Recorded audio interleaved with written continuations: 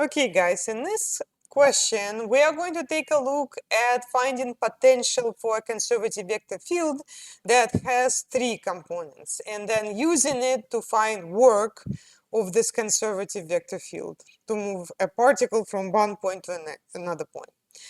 Now, to find the potential, you're basically trying to find one function, such as the partial derivative of it with respect to x is going to be the first component, the partial derivative with respect to y will be the second, and then the partial derivative with respect to z will be the third.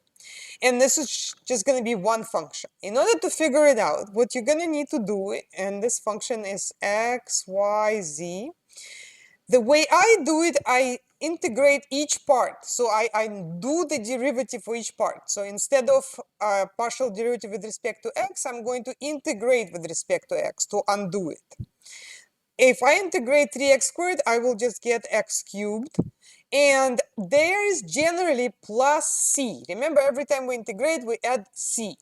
Now, in this specific case, the c, the constant c, we'll call it c1 because we're going to have to do more integration here. Because when we integrate with respect to x, we treat other variables as numbers, that c could have y and z in it. So we can't say that we already found the potential because there could be something else that has y and z.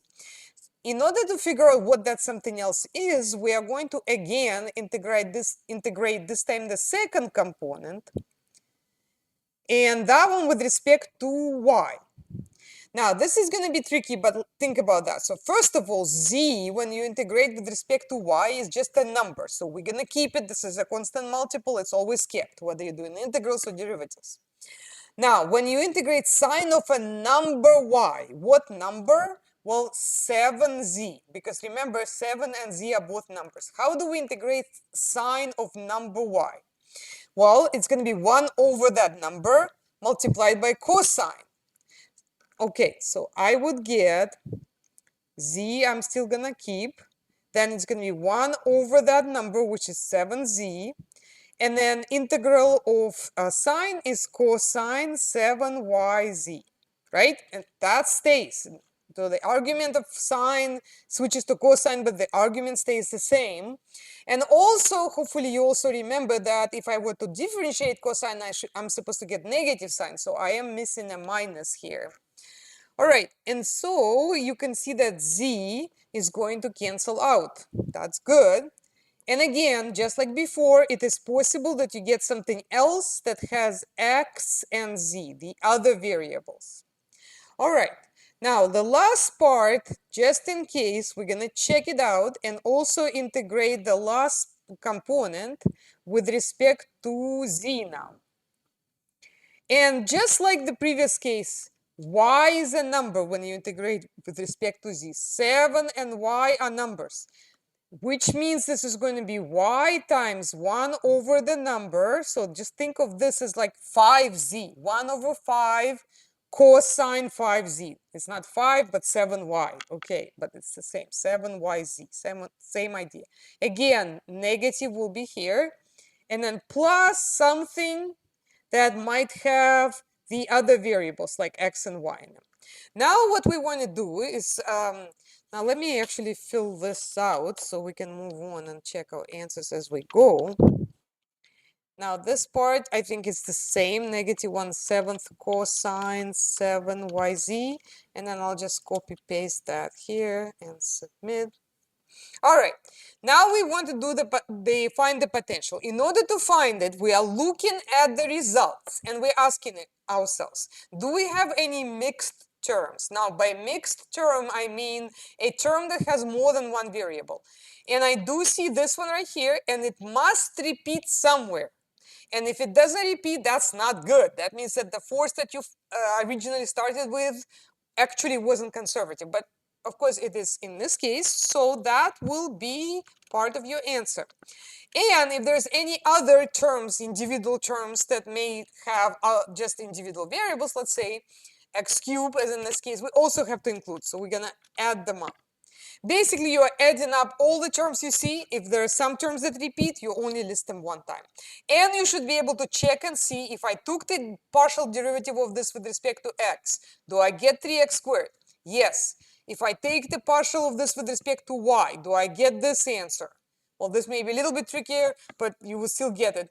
And because x cubed is going to disappear, and the other one, z, will jump it to the front because it'll be derivative of like number y, and 7z will go in the front, right?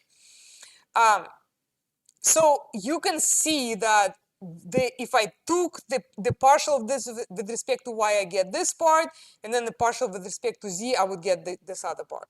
All right, so now that I found a potential, by the way, you can actually add a number to it, and it's still going to be a potential, because when you take the derivative, the number disappears, but we never include it. We assume that, you know, the simplest one is the best. Okay, so now that you have this, you're gonna go ahead and just substitute the values, the starting point, the ending point, and subtract to get work. Okay, so now my potential is, I got negative 1/7 cosine 7yz plus x cubed. Okay, just like when I was doing integration with one variable, I'm gonna put the start of the path, which is negative 701, under here, the end of the path over here, and then we substitute the end and then subtract the start. Okay, so let's substitute the end. We're gonna get negative 1/7 cosine 7yz, okay, plus x cubed. That would be negative 2 cubed. Okay, so we got that for the top. Now we're gonna subtract what we get for the bottom. Okay, so it'd be negative 1/7 cosine 7 y is 0, z is 1, okay, plus x cubed. So that would be negative 7 cubed. Now, cosine of 0 is 1, which means I will get negative 1/7 minus 8. Then I'm subtracting negative 1/7, and then 7 cubed, I think, is 343, so that would be negative 343. So I get negative 1/7 minus 8 plus 1/7 and plus 343. So I think that negative 1/7 and 1/7 will cancel, and I get 343 minus 8, which is 335. So let's just check that part, see if that's right. Yep,